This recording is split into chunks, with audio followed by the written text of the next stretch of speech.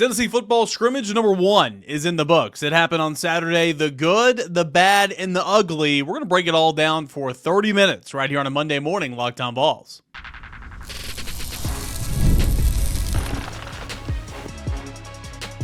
You are Locked On Vols, your daily podcast on the Tennessee Volunteers. Part of the Locked On Podcast Network, your team every day. Hey, good Monday morning, everybody. Welcome into Locked On Vols. I'm your host, Cain. Happy to have you guys here with us this morning, making Locked On Vols a part of your morning routine, your first listen, your first watch each and every single morning. We're a part of the Locked On Podcast Network, where it is your team every single day. Today's episode is brought to you in part by our friends over at Gametime, where you can download the Gametime app, create an account, put in the promo code LOCKEDONCollege, and you're going to get $20 off your first purchase.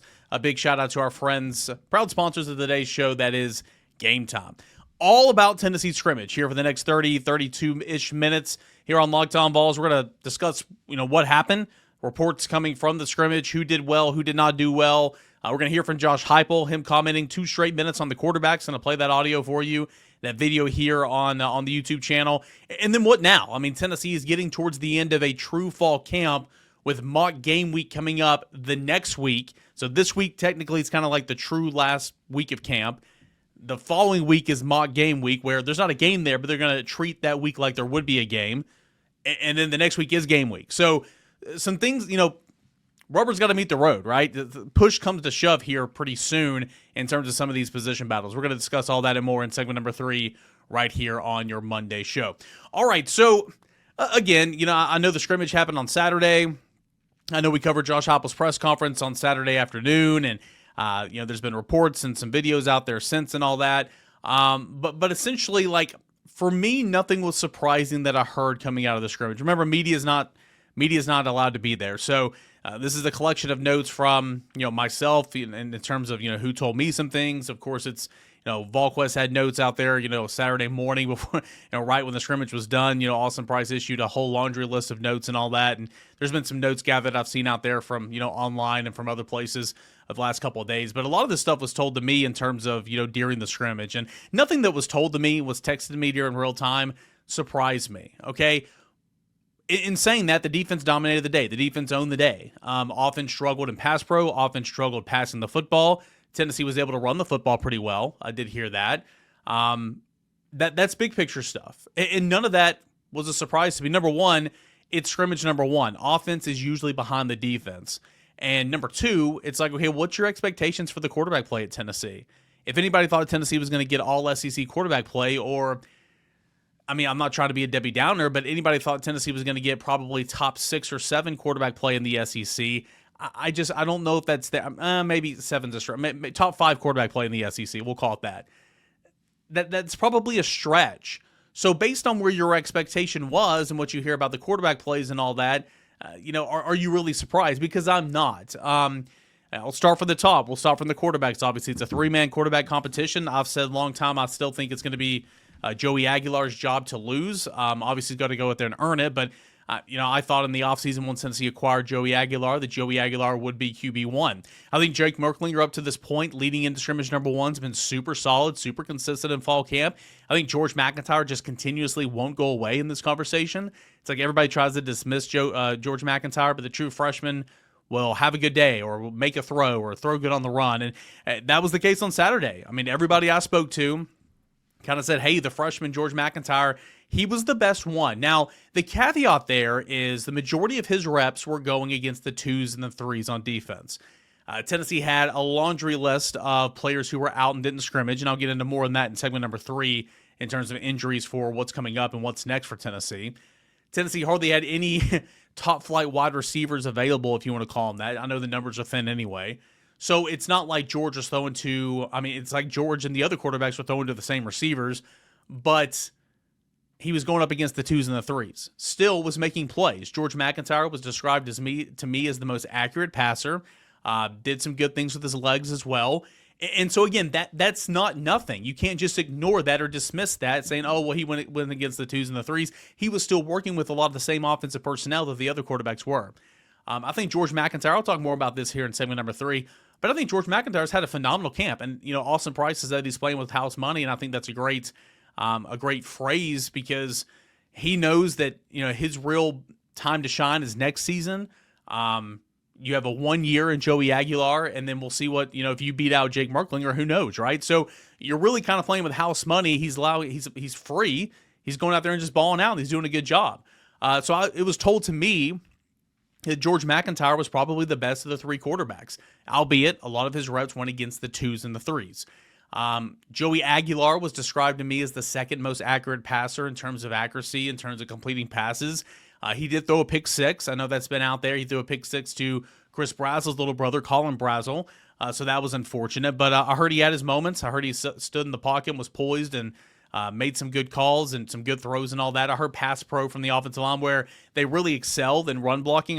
Pass pro was a work in progress on Saturday. Again, that's expected. This is early in camp. As someone on the General's quarters put it on Saturday afternoon, if we had heard reports that the offense dominated the defense, that might be more concerning. I'm not trying to sugarcoat or anything, but the expectation is Tennessee's defense is going to be really, really good. So the fact that Tennessee's defense and the defensive line was super active in batting down balls at the line of scrimmage, and the defense overall dominated the day, albeit the offense ran the football pretty effectively, none of that surprises me because, again, that's what this offense does, and that's what this defense does.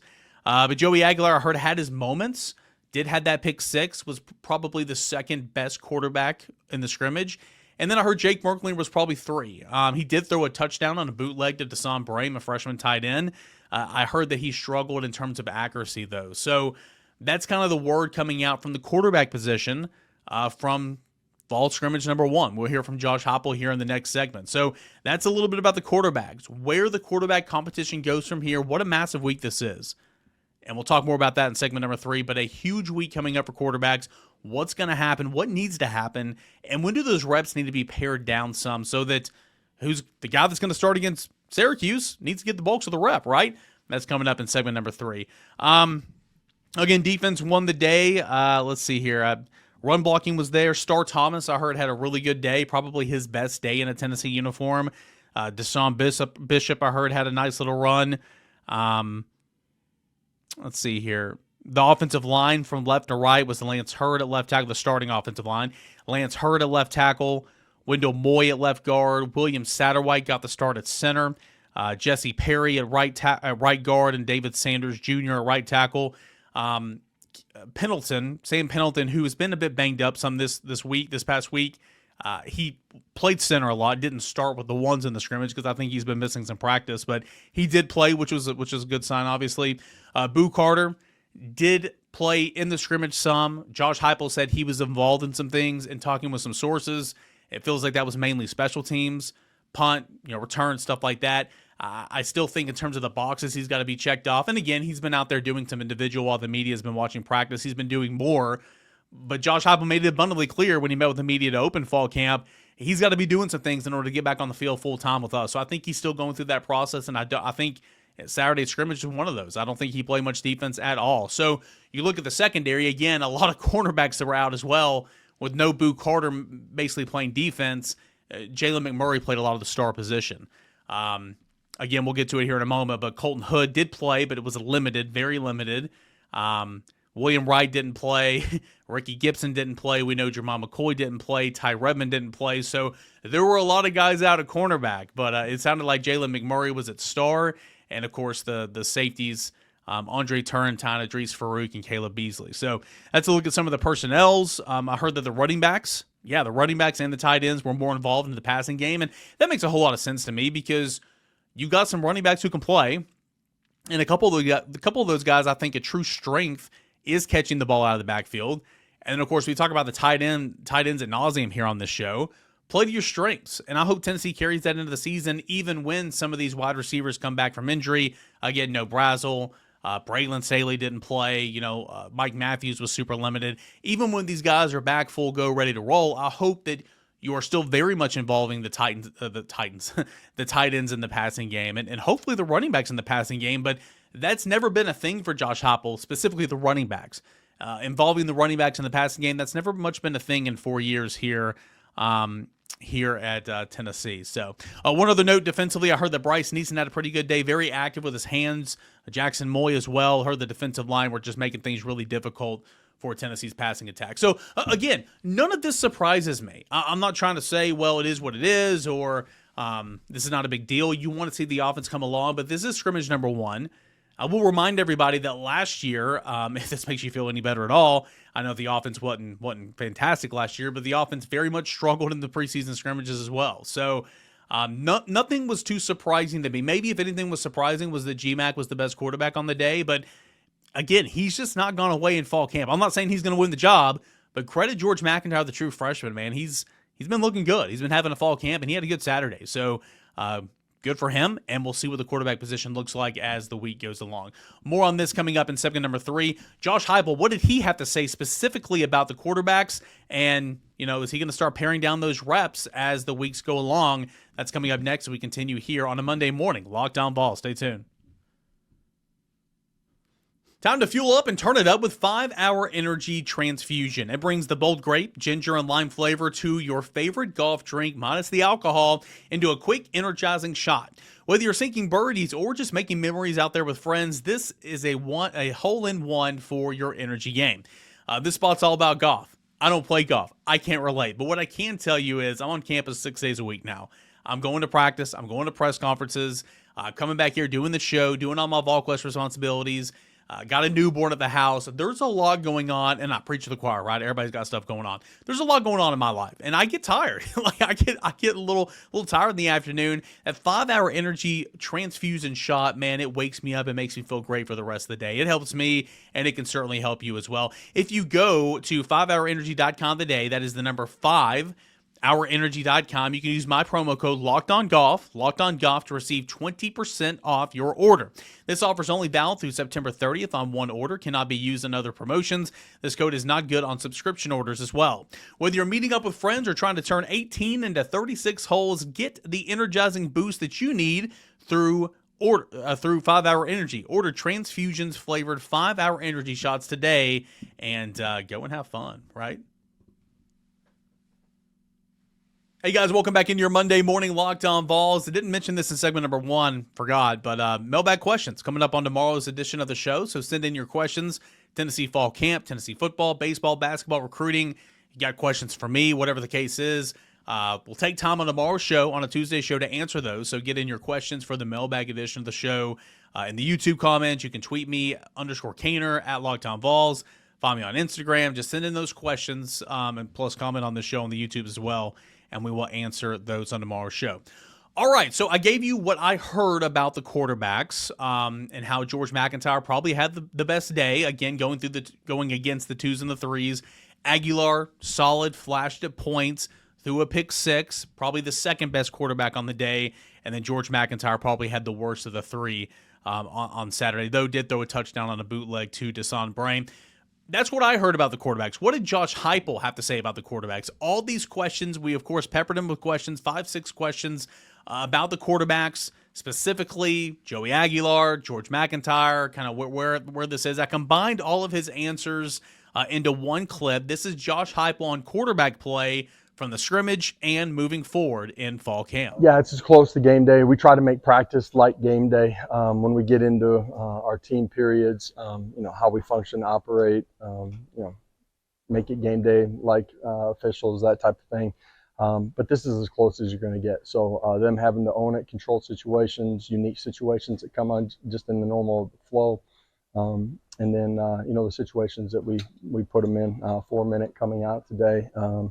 So football awareness and control and everything. Yeah, overall, there's a few things that we can clean up at quarterback, but really on both sides of the football too, some subtle details, which at this point in training camp, you're constantly growing and pushing to go master the details of the game. And that doesn't just end during training camp. Good teams continue to get better throughout the course of the season. And these guys have had a good mindset, have grown each day, but we got a lot more that we got to get to before we get to kickoff. I'm not naming a starter today, all right?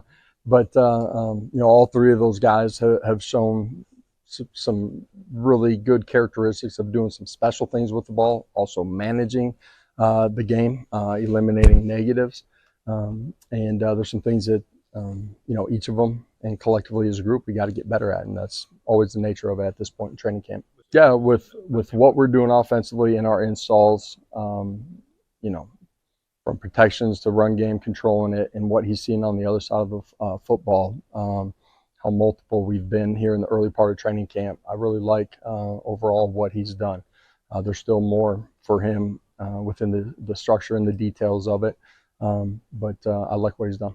We haven't gotten a chance to go watch tape, so but traditionally, if you want to hold a press conference afterwards, I'll be able to answer. Yeah, that sounds about right. I don't anticipate us dramatically changing the reps right now. Well, I think George, we challenged him post spring ball in some of the areas that he had to grow, some of that physical, some of that fundamental and technique. You've seen a lot of that growth from him, and you've seen his level of play be dramatically different than where we finished spring ball. And that's, from day one of training camp.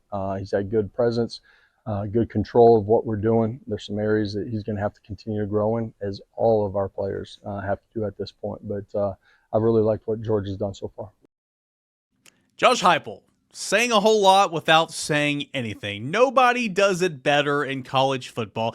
There are different personalities out there, and again, I like Josh Heupel, very respectful to the media. I think he's a good coach. He's always good to us. I'm not talking ish about him. I am talking ish about when he gets behind the microphone, because he knows what he does, and that's his strategy, and he does a really good job with it. He just says nothing, absolutely nothing behind the microphone. So that's what he had to say about quarterbacks. And the middle part there, when he was referring to him or he or whatever, that was about Joey Aguilar. If you're watching on YouTube, I put up a little flasher that said on Joey Aguilar. The other time he was speaking specifically about a quarterback, that was George McIntyre, and he said George in that regard. So, he's pleased with where they are in certain respects, knows they got a long way to go. Again, I was joking with my wife before I went over Saturday morning, and I said, there's no reason for me to go. I know exactly what he's going to say, and I kind of recited a bunch of the coach speak phrases, and there were a couple in there, right? So is what it is. I am super intrigued more on this in segment number 3, what this quarterback position looks like a week from now. I think this is a massive week for Tennessee in terms of trying to figure out who the guy is going to be for Syracuse for sure.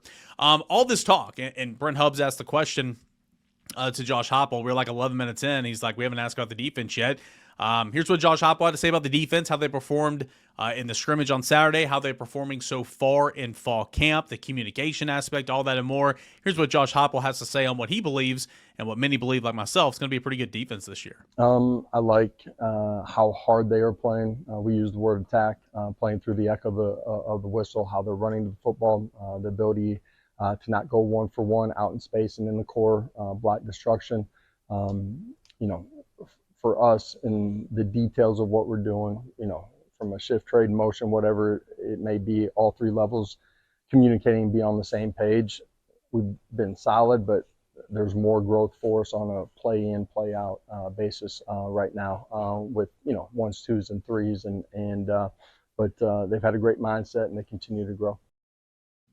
Again, you are still early-ish in fall camp. I mean, fall camp is so much shorter now and so condensed, and you're honestly past the halfway point in terms of a true camp-like, camp-like practice and camp-like week. More on that here in a moment, but still, it was the first scrimmage, and defense is always going to be ahead of the offense, and specifically with this offense with so many different personnel and injuries and new quarterbacks, and this defense coming back that returns an awful lot up front in the front 7, and even though there were a lot of guys out at the cornerback position on Saturday, still had a really good day. And but it's never going to be where it needs to be, and you never want it to be where it needs to be, because if you ever arrive, then you get complacent, and you always need to be sharpening your tools and getting better. And again, coach speak, that's kind of what Josh Heupel said right there. But the defense certainly had a good day on Saturday.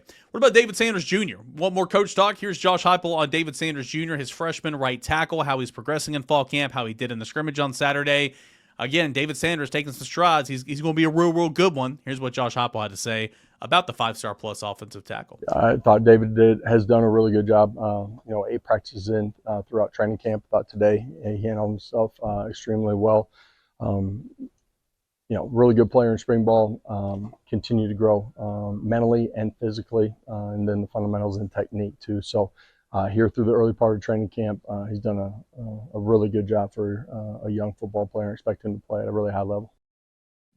Josh Heupel on David Sanders. Probably one of the more interesting tidbits from his press conference on Saturday was this quote that he had to say about transfer running back Star Thomas. Dramatically different player, just his body, his movement, explosiveness, his physicality with the ball and without the ball. Some of the details and fundamentals that it takes, in pass protection, special teams as well. He's done an elite job from end of spring ball to where we are practice 8.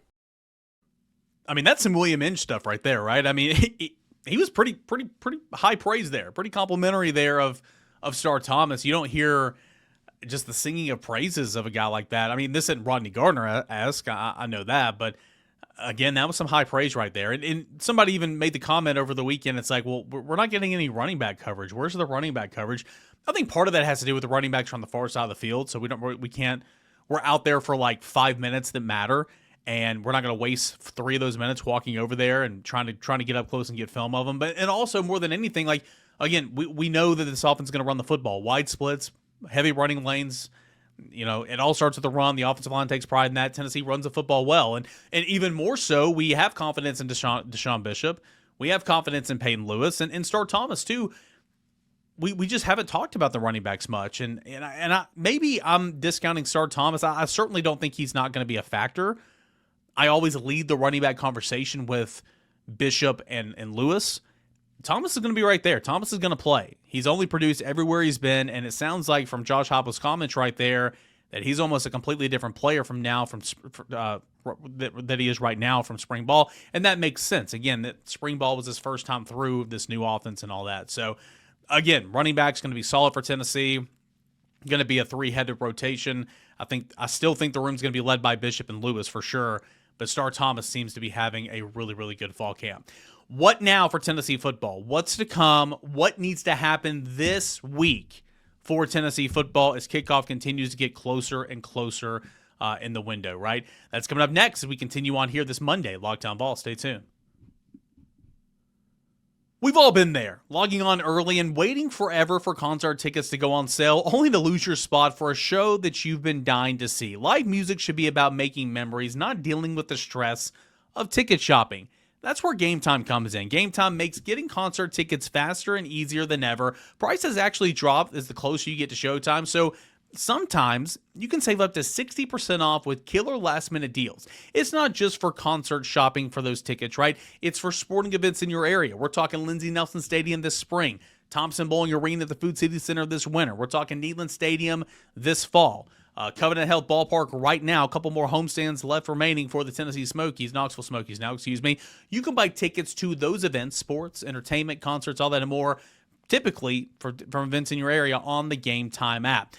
Take the guesswork out of buying tickets today and shop on Gametime. Download the Gametime app, create an account, put in the promo code LOCKEDONCollege for $20 off your first purchase. Terms apply. Create an account, put in the redeem code LOCKEDONCollege for $20 off. Download Gametime today. That is last-minute tickets. That is lowest price. That is guaranteed.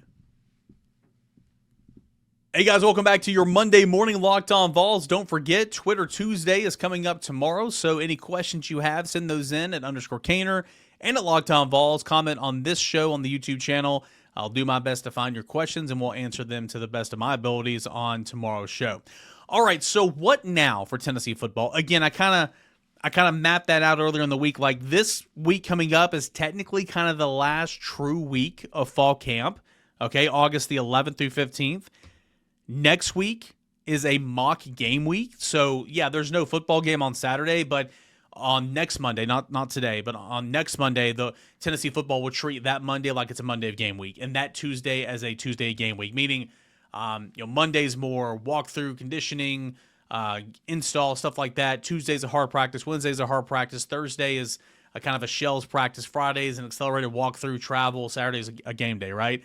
And so they will kind of walk through that as a mock game week so that, again, once you get to game week, nothing is new. Nothing is, everything's routine. And then, of course, the next week's game week, you'll play Syracuse at Mercedes-Benz Stadium, and you go hopefully kick some butt, the other shade of orange. So as we venture on towards the last true week of fall camp, some stuff's got to give here, right? We're talking quarterback battle. We're talking center battle. We're talking about injuries. We'll start with injuries. These players, again, and if like Tennessee had a game tomorrow, a lot of these guys would play. Like Tennessee's not going to take the chance of making something minor into something major. It happens every year. That's why you haven't seen a couple of these wide receivers practice in a while. Like Tennessee held out Jeremiah Thielander for the scrimmage on Saturday and stuff like that. Here's a complete list of players who did not go in the scrimmage, and there's probably some more, but here are some key guys. Of course, cornerback Jermon McCoy didn't go. Cornerback Ricky Gibson didn't go. Cornerback William Wright didn't go. Cornerback Ty Redmond didn't go. That's 4 cornerbacks right there. Cornerback Colton Hood went, but I think he was truly limited, all right, with a red jersey on.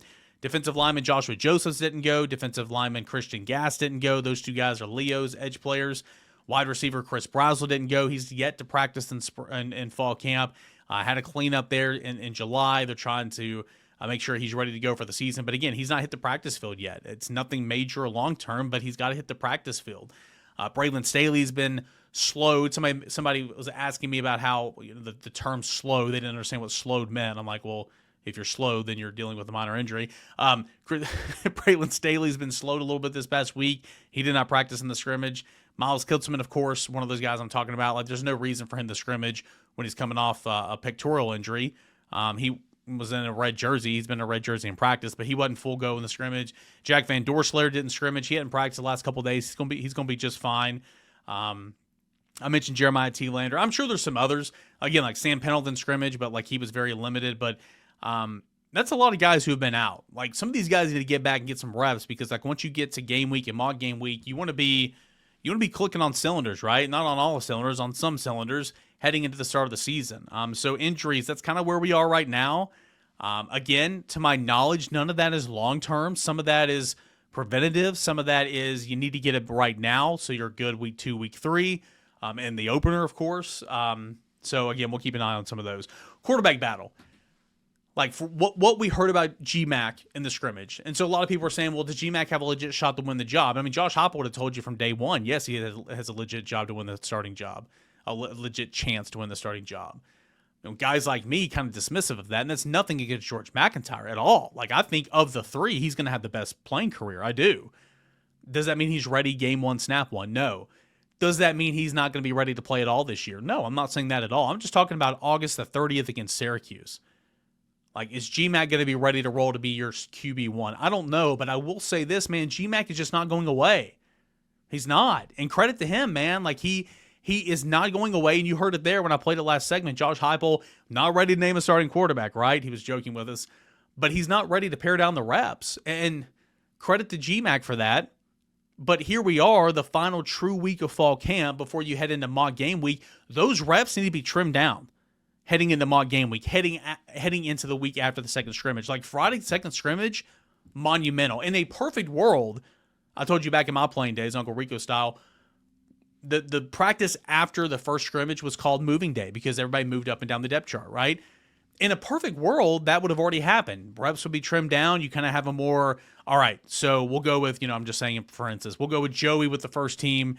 Let's see what he gets these reps. Merk, you can get the first team on Tuesday, and then we'll kind of go from there. Like, I'm just saying hypothetically, right? I don't think they're there yet. There better be some movement there this week. This Friday, they have got to pare down the quarter. Moving on from Friday into next week, they got to pare down those reps at quarterback because whoever is going to be your starting quarterback against Syracuse on August the 30th needs all the reps they can get. Okay, and that's just football, right? I mean, this is not a participation trophy league where everybody gets all the same and you get a rep and you get a rep. No, if you're a starter, you get 90% of the reps, okay? If you're a backup, you get some reps in team, and then if you're third team, you hardly get any reps outside of individual. That's just the nature of the beast. This is Division I SEC football. So this Friday coming up is monumental for scrimmage number 2 for these quarterbacks.